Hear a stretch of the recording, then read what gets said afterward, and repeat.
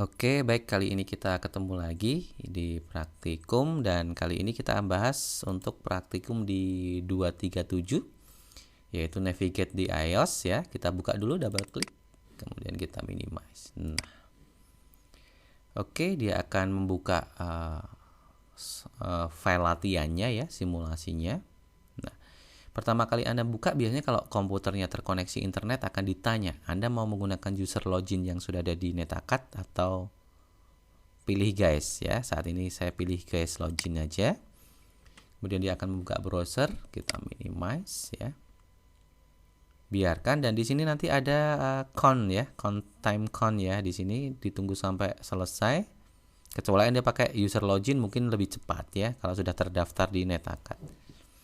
Oke, kita confirm guys. Nah, selanjutnya di sini akan muncul ya usernya.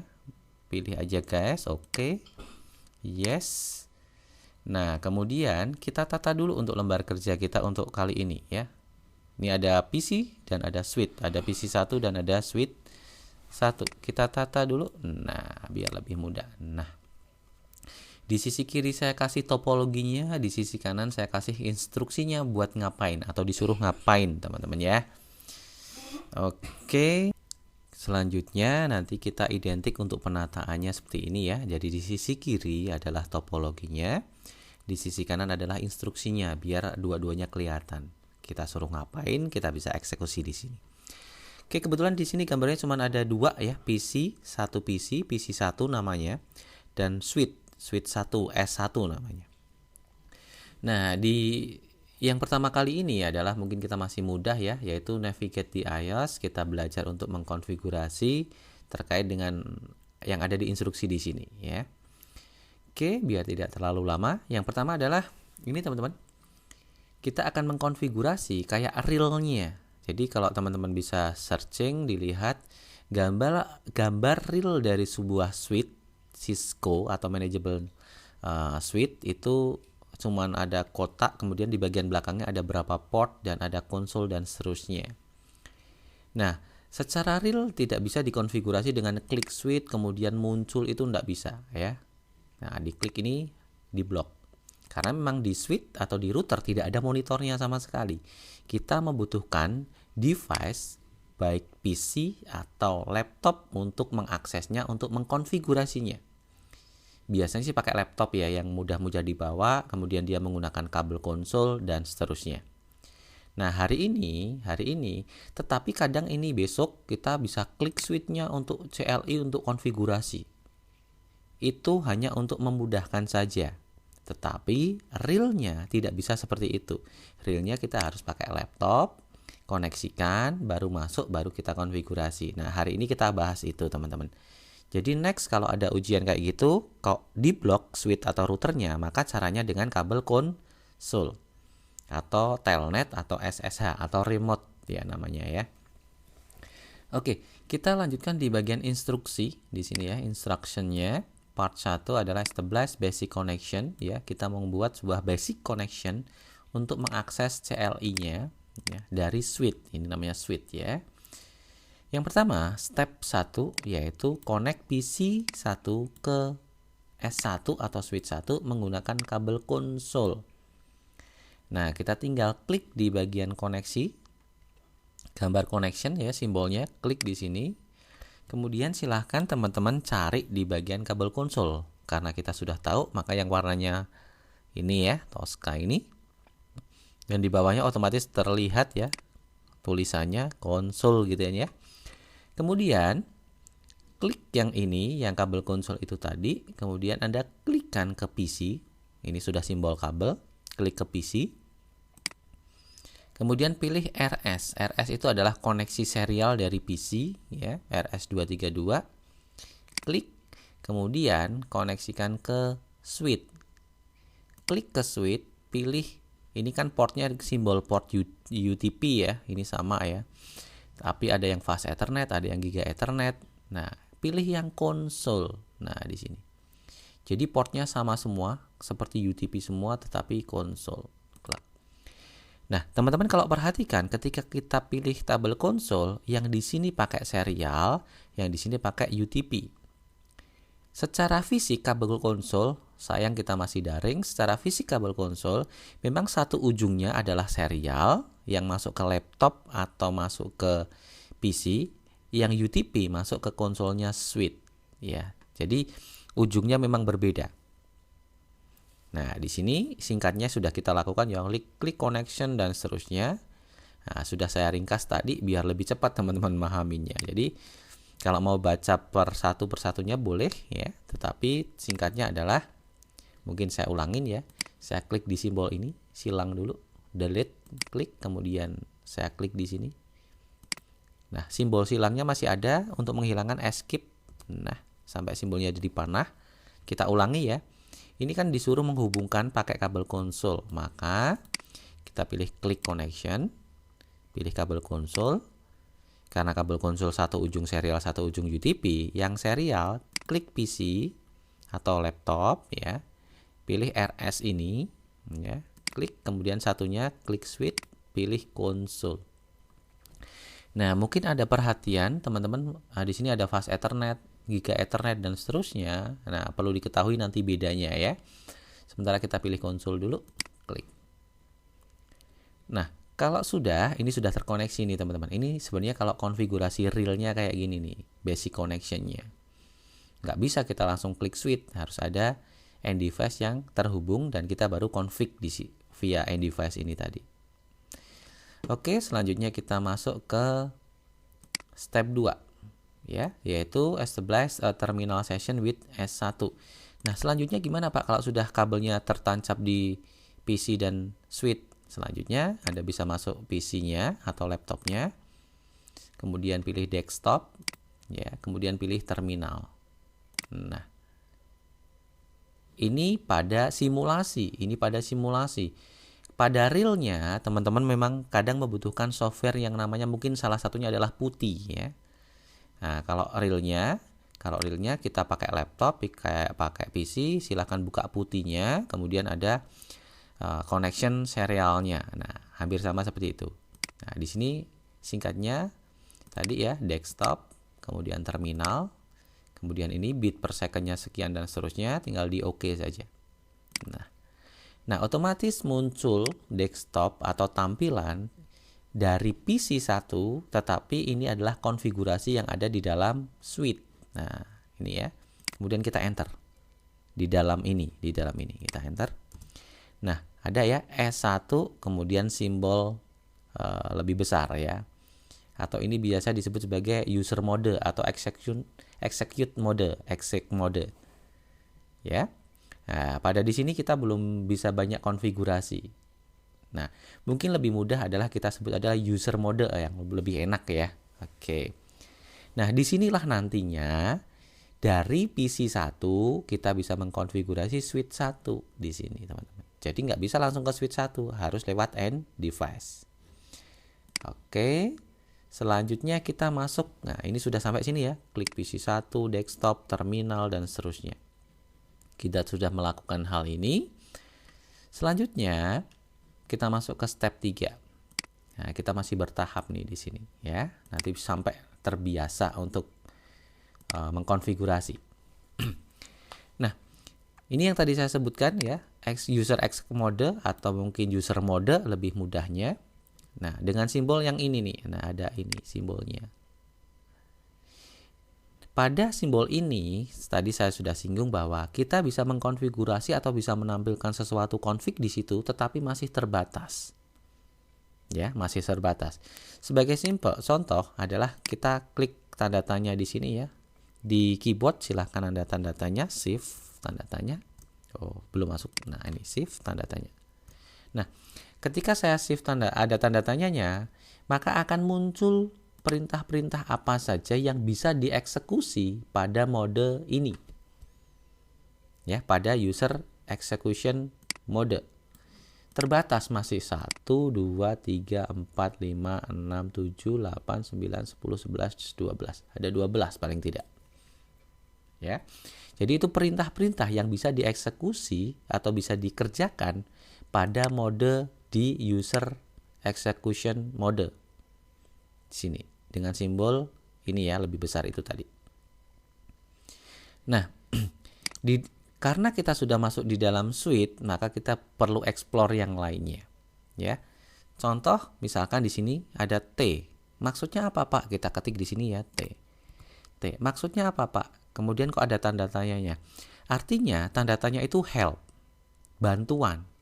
Ketika kita mengetik T kemudian diikuti dengan tanda tanya, maka dia akan memunculkan perintah yang diawali dengan T, kemudian selanjutnya apa? Nah, di sini. T tanda tanya, maka ada telnet, ada terminal, ada traceroute. Anda tinggal pilih yang mana. Gitu ya teman-teman ya. Saya tambahkan E lagi Pak, berarti T, E, kasih tanda tanya. Maka yang mungkin adalah telnet dan terminal. Kemudian ada bantuan yang mungkin memudahkan pada perintah adalah tab pada keyboard Anda atau tabulasi pada keyboard Anda sebenarnya bisa digunakan kalau sudah ada pembedanya. Contoh, ketika kita ketik TE ya, kemudian ada simbol tanda tanya, kan ada dua kemungkinan perintah yaitu telnet dan terminal. Ya kan? Maka pada posisi ini TE kemudian Anda tab, dia bingung. Dia nggak mau memunculkan. Kalau kita pakai tab ya, tabulasi yang ada di keyboard. Nah, maka misalkan TER, kemudian kita tanda tanya. Maka ada satu perintah terminal. Jelas ya, tidak ada mungkin perintah yang lain. Ya kan? Nah, ketika kita sudah muncul ini, maka untuk melengkapinya, apakah kita harus lengkap Pak ngetiknya? Terminal. Tidak harus lengkap, cuman sampai pada pembedanya, ter. Karena ter mesti larinya ke terminal. Kalau tel mesti larinya ke telnet ya, misalkan nih. Saya ketik tel, kemudian saya kasih tanda tanya. Maka larinya ke telnet. Nah, itu baru perintah yang pendek. Kalau yang panjang gimana Pak? Nanti ada configuration terminal dan seterusnya. Nanti kita coba ke sana. Maka untuk memudahkan Anda, gunakan tab atau tabulasi pada keyboard. Contoh, tel, di situ ya, kemudian saya tab. Maka otomatis muncul telnet. Atau TER. Ketika saya tab, otomatis terminal. Jadi tabulasi untuk menunjukkan atau menampilkan perintah yang lengkapnya. Walaupun kita tidak harus mengetikkan perintah dengan lengkap. Contoh, saya mengetikkan perintah terminal dengan ter saja, itu hasilnya sama. Karena apa? Ini sudah pembeda. Nah, kalau ter itu, kalau kita help, mesti terminal. Maka tidak harus kita ketikan lengkap gini. Kita boleh singkat. Ter aja. Nah, nanti next akan sering kita gunakan hal-hal ini. Boleh disingkat-singkat. Karena nanti misalkan nih, ada perintah yang panjang. Bisa disingkat Pak? Bisa. Nah, nanti kita masuk ke sana. Oke, kita lanjutkan yang ini dulu ya. Ini sekilas ya. Jadi tanda tanya adalah untuk help. Perintah selanjutnya apa sih setelah TE? Nah, maka perintah yang memungkinkan apa? Ya, oke. Kemudian dari user mode tadi, kita singkat user mode aja. Dari user mode tadi, kita akan berpindah pada yang namanya privilege execution mode atau privilege mode. Simpelnya seperti itu. User mode identiknya dengan simbol ini teman-teman ya. Ini ya, ada cucuk atau apa nih, simbol lebih besar. Nah, privilege execution mode atau mungkin kita lebih menyebutnya lebih enaknya adalah privilege mode, kita singkat ya, privilege mode. Jadi privilege mode identik dengan simbol yang ini. Nah, tadi kita ulangi sedikit di user mode. Kalau kita tanda tanya, dia cuman memungkinkan untuk mengeksekusi ini perintahnya. 1, 2, 3, 4, 5, 6. Ada 12 perintah yang bisa dieksekusi dari user mode. Tetapi dari privilege mode, ini masuk ke privilege, lebih banyak lagi perintah yang bisa memungkinkan kita eksekusi. Pertanyaannya, Dari user mode, ini level mudah, dari user mode kita masuk ke privilege mode dulu. Perintah yang digunakan adalah namanya enable. Nah, ini enable. Kita coba ya. Nah, kita tanda tanya dulu.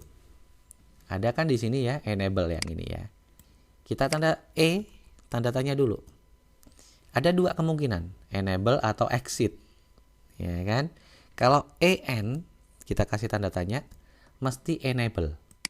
Pasti enable. Sehingga kalau pasti enable, Anda boleh singkat enable itu dengan en atau n. Atau kalau mau dilengkapin, boleh pakai tabulasi di keyboard. Nah, otomatis lari ke enable. Kita coba ya, enter. Maka otomatis masuk ke sini teman-teman. Silahkan perhatikan. Nah, S1 crash gitu ya. Ini ya. Nah, ini artinya kita sudah masuk pada privilege mode. Level di mana lebih tinggi dibandingkan user mode. Kalau user mode tadi cuma bisa segini, ya. Sekarang kita lihat di privilege mode, kita kasih tanda tanya berapa banyak perintah yang memungkinkan. Nah, nih lebih banyak. Nah, lebih banyak lagi. Karena kita sudah masuk ke privilege, sudah punya privilege di situ. Kalau user mode belum punya, baru simple yang mudah-mudah atau yang belum ke bagian privilege-nya. Gitu ya teman-teman ya.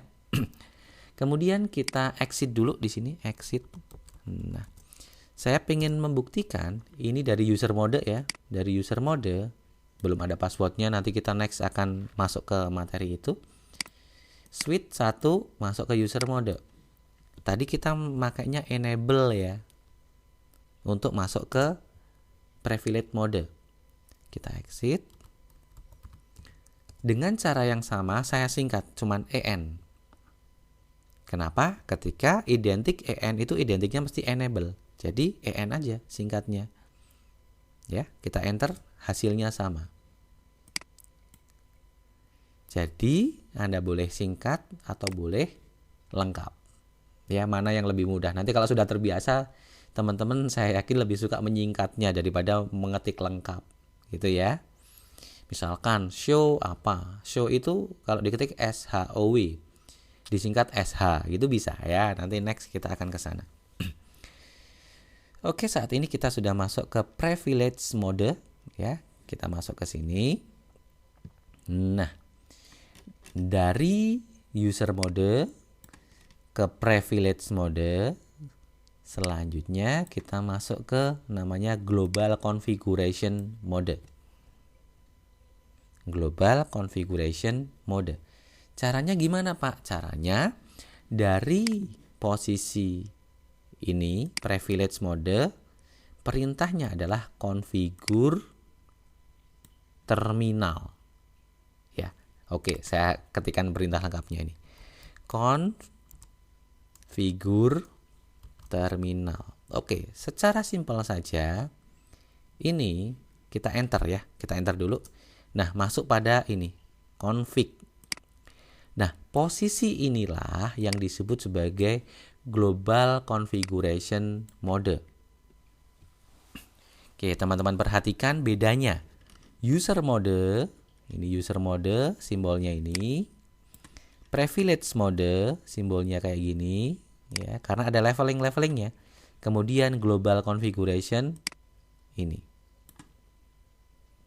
Oke, jelas ya. Oke, selanjutnya kita exit dulu. Exit. Oke. Kalau exit itu mundur sekali ya, mundur satu langkah ya. Maka posisi saya sekarang di privilege. Kalau saya exit lagi, nanti mundur ke user mode. Nah, tadi teman-teman bisa bayangkan ketika saya harus ngetik panjang konfigur terminal. Apalagi pakai bahasa Inggris. Mungkin panjang, nah repot ya. Nah, sebenarnya bisa disingkat. Nah, nanti kalau sudah terbiasa, teman-teman konfigurasi kayak gini, mungkin ada teman-teman asisten yang sudah terbiasa, wah ngapain panjang-panjang gitu kan ya. Nah, tinggal disikat conf t. Conf itu configure.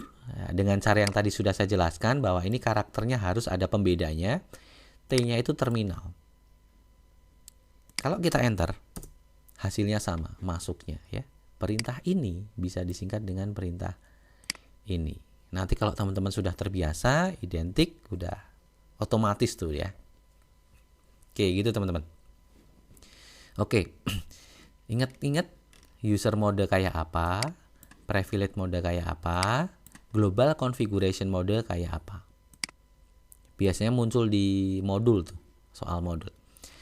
Oke, kita masuk ke bagian part 3. Nah, di part 3 kita dikasih contoh untuk mengkonfigurasi jam. Contoh untuk mengkonfigurasi jam pada switch ya. Oke. Sementara karena kita sudah di global configuration, kita exit dulu karena dia mintanya ada di privilege mode. Perintah show itu identik di privilege mode ya, show apapun itu ya. Show configuration terminal, show interface brief dan seterusnya. Nanti next kita akan bahas di situ. Kita exit dulu. Oke, posisinya di sini. Nah, di sini kita akan show clock adalah perintah untuk menampilkan waktu yang terkonfigurasi pada switch ya. Show ya, SH tab otomatis lengkap show, kemudian CL tab clock. Bisa disingkat Pak? Bisa. SH CL.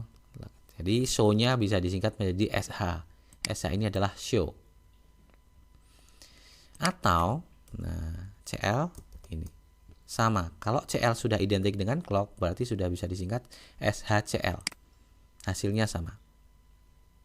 Ya, kita coba pakai yang singkat. Enter. Maka kalau teman-teman perhatikan di sini ada ya, waktunya ya, jamnya, lokasinya, kemudian harinya, tanggal, bulan dan tahun. Ini ada miss ya, Maret 1193. Maka kita nanti perbaiki. Oke, gitu ya teman-teman ya. Oke, selanjutnya cara mengkonfigurasi jam di mana? Nah, kebetulan konfigurasi jam itu bisa dari privilege mode. Contoh, dari sini kita ketikkan clock CL. Nah, di sini ya. Saya ketikkan CL, itu tab belum mau karena kemungkinan kalau saya kasih tanda tanya ada perintah yang lain ya. Ada perintah clear dan clock, maka CL-nya sama ya kan? CL depannya sama, yang membedakan adalah karakter ketiga. Yang membedakan adalah karakter ketiga. Di sini pakai E, di sini pakai O. Maka kalau kita kasih O mesti langsung muncul clock. Oke ya, kita enter dulu di sini. Permintaannya di enter. Next. Nah, ketika kita enter ada informasi incomplete command atau perintah yang kita berikan itu tidak lengkap atau belum lengkap. Maka, nah ini asiknya lagi, kita bisa pakai help lagi di sini teman-teman.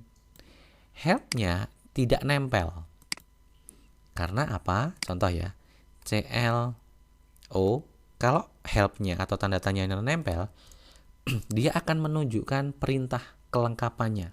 CLO, clock, gitu kan? Tetapi kalau tanda tanyanya tidak nempel, nah misalkan CLO spasi tanda tanya, dia menunjukkan perintah selanjutnya. Dia menunjukkan, bukan melengkapi perintah teks yang ada di depannya, tetapi dia menunjukkan perintah selanjutnya. Contoh gini, saya itu mau ngeset jam. Jam itu saya tahu clock, CLO, CK, ini ya. Selanjutnya apa ya? Maka ada spasi, kemudian tanda tanya. Oh, set. Maka kita ketik set. Nah, mudah ya. Jadi ini untuk membantu. Oh, ternyata setelah clock itu set. Setelah kita set, bingung lagi, saya lupa. Setelah set apa ya? Tanda tanya lagi. Oh, ini. HHMMSS. Artinya apa? Jam, ya. Jam, menit, dan second. Oh, berarti kita masukkan jam, menit, secondnya. Misalkan di sini mintanya adalah ini ya, 15.00, maka kita masukkan 15.2.00.2.00. Setelah ini apa ya? Clock set setelah jam, spasi lagi, kasih tanda tanya. Oh, ini 1 sampai 31 dari tanggal ya, tanggal bulannya. Misalkan di sini mintanya berapa tanggalnya? Nah, kita cek aja permintaannya. Oh, dia mintanya adalah tanggal bulannya Januari tanggal 31 ya. Nah, di sini. Maka kita set lagi di situ. Oh, ini dulu berarti 31 spasi. Lupa, apa lagi ya? Tanda tanya lagi. Oh, bulan. Bulannya apa? Mintanya di sini Januari, maka Jan. Apa lagi ya? Tanda tanya lagi. Tahun. Oh, tahunnya mintanya 2023. Ya, 2035 ya. Nah, apalagi? Spasi tanda tanya. Sampai ada ini, teman-teman, CR.